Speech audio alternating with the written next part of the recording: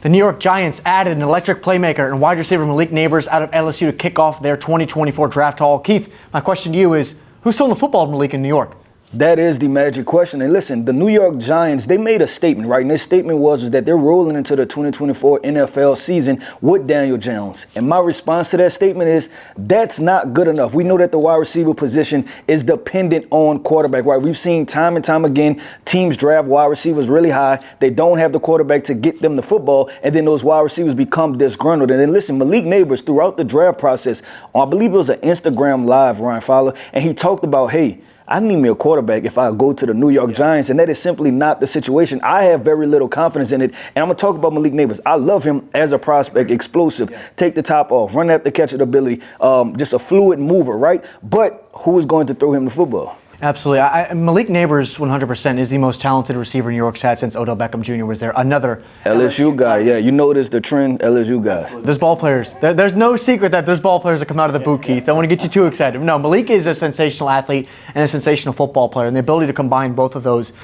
produces a top 10 product like he was. But the Daniel Jones situation, it's not Drew Lock, it's not Daniel Jones. I know they paid the man, but it's flat out not good enough, Keith. Yeah, and the situation is this, that we had, I think it was a record-breaking situation between quarterbacks being drafted, right? The first-round guys, and I think the next quarterback was Spencer Rattler in the 5th round, right? Yeah, that's 140 historic picks. Slide for quarterback. Yep, 140 picks. So the thing is this, that at no point and those 140 picks that you say, hey, let me grab a quarterback, right? So that way I can at least challenge Daniel Jones. And then our New York Giants fans listening and tuning in right now is that they can be like, hey, at least we have somebody to potentially challenge Daniel Jones. And it's just not that right now. We're going in with the same exact situation. And I fear for the New York Giants that they're going to get the exact same results they got last year. Yeah, on the opposite side of the ball, a guy that we really like, Andrew Phillips from Kentucky. I'm interested to see what they do there in New York as far as they're going to get after people on the outside. They drafted Deonte Banks on day one out of Maryland last year, had a really nice rookie season. But are they going to play Andrew at nickel where he lived at Kentucky or on the outside? Because they do have Cordell Flott,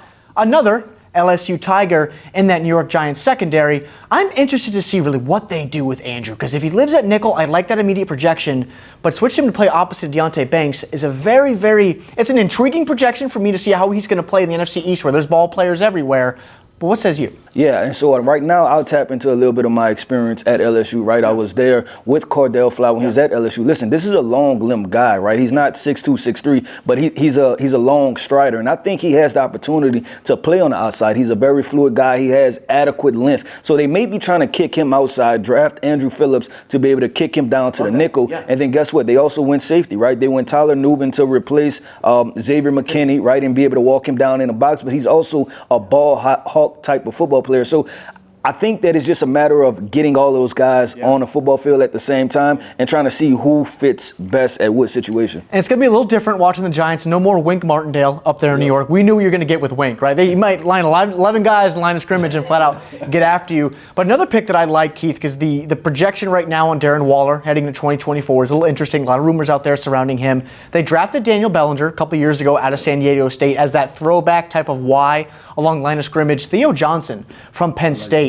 There's some conversations that he might not even been the best tight end on Penn State's roster with Tyler Warren coming out next year. But Theo Johnson can play. He can play the Y, he can play the F as that flex weapon in space if Darren Waller isn't there in New York. Yeah, and if you're a New York Giants fan and if you're part of the organization, you're hoping that Darren Waller gives you one more year. And I'm going to talk about this transition. We talked about it before. The veteran to young guy, right? If you could just give me one more year to be able to teach Theo Johnson how to get open in the NFL, because in my opinion, they're very similar when you talk about body types, right? And being fluid movers. So, hey, if you give me one more year, show this young guy how to get open, how to be a professional, then I'm perfectly fine with moving to Theo Johnson. And now you have a young tight end option to move forward with whoever the quarterback is. Absolutely. And look, speaking of quarterback, they're going to need some help in the backfield. And they got that. And a guy in Tyrone Tracy, Jr. out of Purdue, had a hell of a pre-draft process for out of the Big Ten. Purdue was not a guy. Look, they didn't have a George Karlaftis coming out this year. Tyrone can play ball. And they lost Saquon Barkley. It was a major loss for them in the offseason, now in their division rival down there in Philadelphia. Tyrone in this offense is going to be able to go. I don't think he's going to be a guy that's going to live on early downs and be a dynamic ball carrier that we saw like Saquon Barkley. But as someone to come in and potentially complement a guy like Eric Gray, they also drafted last year as a special teams core guy.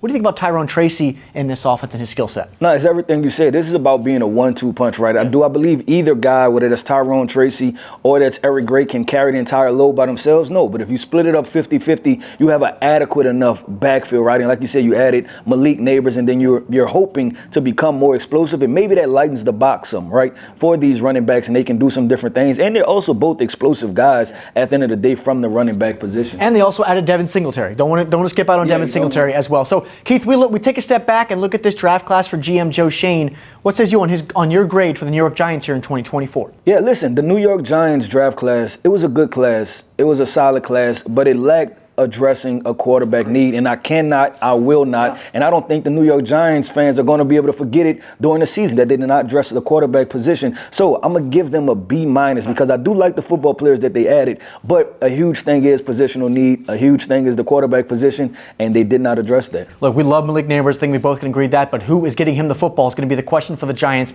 not just in 2024, but in the years to come.